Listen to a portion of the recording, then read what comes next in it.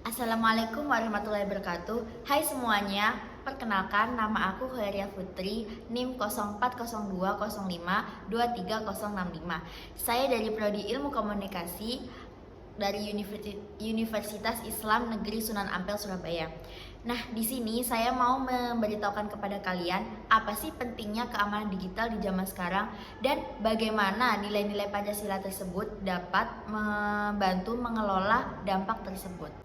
Keamanan digital adalah perlindungan sistem digital seperti jaringan dan komunikasi dari penyadapan informasi atau pencurian serta dari gangguan atau penyesatan layanan yang diberikan. Keamanan digital itu bisa juga disebut dengan cyber security atau keamanan cyber atau bisa juga computer security.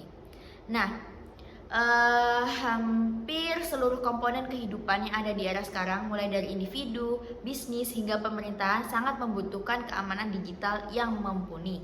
Jadi pastinya bidang keamanan digital itu tuh sudah menjadi sangat penting di era sekarang ini.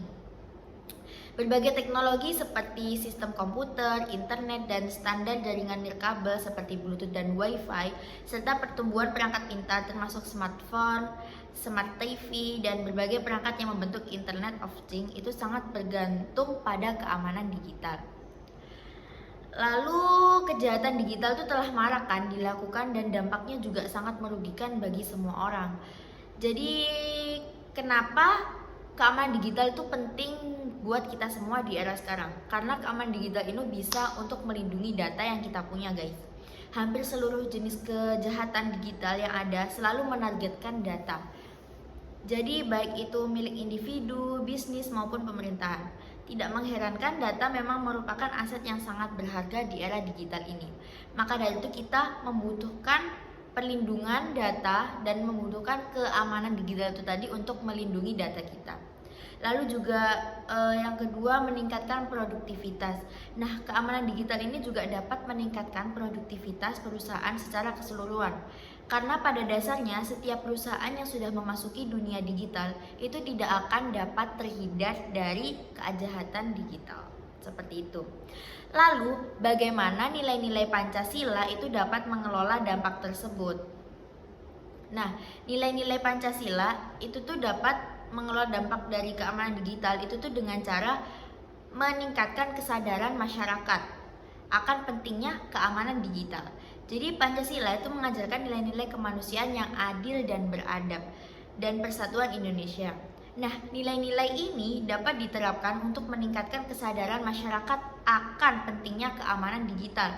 Misalnya nih, dengan mengajarkan masyarakat cara menjaga keamanan data pribadi dan cara menggunakan internet secara bertanggung jawab. Lalu yang kedua, itu ada meningkatkan regulasi dan penegakan hukum di negara ini. Di bidang keamanan digital. Nah, Pancasila itu mengajarkan nilai-nilai keadilan sosial bagi seluruh rakyat Indonesia. Nilai ini dapat diterapkan untuk meningkatkan regulasi dan penegakan hukum di bidang keamanan digital. Misalnya nih, dengan membuat undang-undang yang mengatur tentang keamanan digital dan dengan meningkatkan penegakan hukum terhadap pelaku kejahatan digital.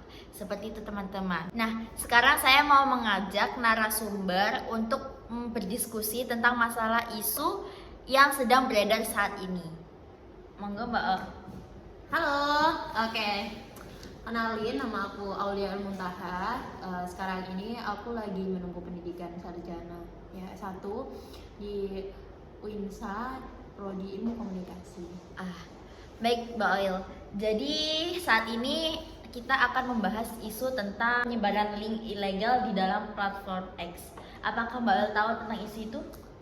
Jujur aku nggak tahu karena aku gunain X itu jarang karena jadi hanya untuk berita-berita. Tapi kalau misalnya isu itu aku nggak tahu. Tapi aku tahunya itu kalau misalnya via-nya itu ya atau nggak sih? Kalau ada orang asing itu ngirim link di WA, tapi nanti itu ngeretas gitu loh sampai ke banking kita juga keretas dan gitu. Kalau kita neken itu link itu. Jadi bank juga ikut termasuk? Iya, ikut. Oh alah.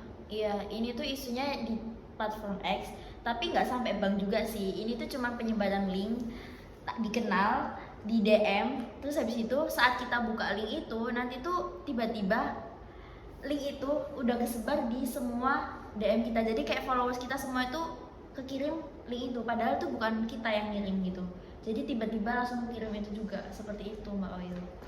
Sebenarnya kalau menurutku selagi itu nggak berdampak buruk ya, kan aku nggak tahu sih kalau, karena aku nggak pernah ngalamin secara langsung kayak ada orang asing nge-DM aku di Twitter terus dia ngasih link, aku jelas nggak akan dengan mudah untuk mengeklik itu sih, kayak aku nggak tahu dia siapa, dia orang mana, jadi aku nggak akan asal untuk ngeklik itu.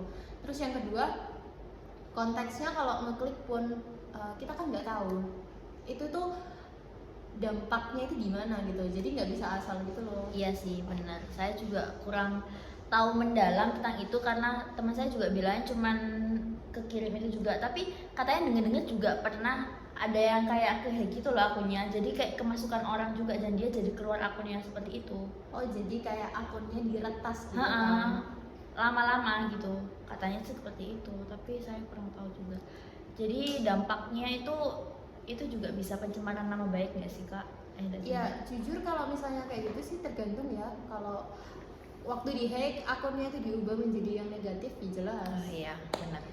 Toh juga tadi bilang kalau misalnya satu orang ngirim ke link itu, mencet link itu, terus kesebar ke followersnya, jelas lah itu pasti pencemaran nama baik kita kan, karena kita nggak tahu itu tuh Baik, dampaknya dari link yang udah kita tekan tuh kayak gimana gitu. Terus juga kan ntar dikira kayak kita mengorbankan mereka gitu kayak Iya, kita jadi iya, dikiranya tuh kita yang apa namanya ngirim gitu, padahal itu dikirim secara otomatis gitu loh dari X-nya gitu.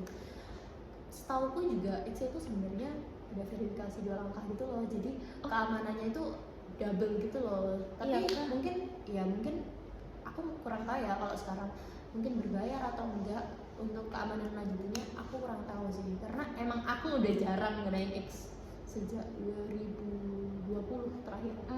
Kayak udah selama itu, mungkin aku cuma buat baca-baca gitu berita, terus buat Vanderlink. iya itu pasti sih Kak buat Twitter. Iya. Aku kira cuma di WhatsApp aja yang ada verifikasi 2 kali tuh loh, kan di WhatsApp Iya, ada juga ada. kan. Itu Ternyata dua tiga nggak sih? 2 nggak sih? Dua. Iya, aku juga udah sih kalau itu. Iya kan? Iya, verifikasi Iya, segala. aku nggak tahu Penting cuman soalnya. oh iya, aku belum sih, cuman mamaku udah pernah karena pernah keretas juga di WhatsApp seperti itu. Jadi solusi dari Mbak Ol tadi ini ya bisa dapat disimpulkan kalau jangan membuka link sembarangan ya nggak sih? Semudah gini loh, kalau kita nggak tahu itu dari orang asing, kita tuh jangan langsung ngeklik aja gitu loh. Benar. Kalaupun itu link dari teman saudara, kita patutnya tuh bukan langsung ngeklik, tapi kita tuh double checkin gitu loh, tanya dulu ini tuh apa Betul, gitu, betul. buat apa tujuannya gitu. Yang kedua, sebenarnya isu ini tuh udah banyak gitu loh, jadi kalau aku kan taunya dari via WA, kalau kakak kan dari X gitu. Iya betul. Nah, kalau kayak gini tuh sebenarnya karena isunya itu beredar banyak, kita tuh harus mawas diri gitu loh, sadar kalau misalnya isu-isu kayak gini tuh semakin canggihnya teknologi informasi, Benar. terus jadi orang tuh gampang ngeretas gitu loh, meskipun cuma pakai link gitu. Jadi kita tuh harus sadar, banyakin baca deh biar tahu gitu, biar nggak asal mencari lagi gitu. Betul sekali.